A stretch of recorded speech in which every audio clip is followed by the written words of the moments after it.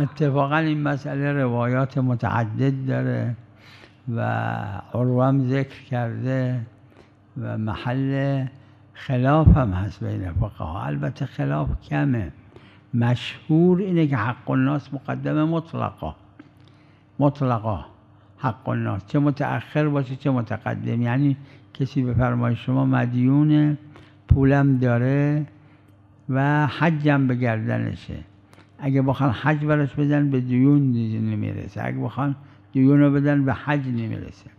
بعضی روایات ازش استفاده شده که حج مقدمه، شاید صریح باشه، اما مشهور اینه که حق الناس مقدمه بر حق الله. بعضی گفتن مخیر بینهماست، روایاتش هم مختلفه. یعنی بحث اینه که از ادله چی در میاد.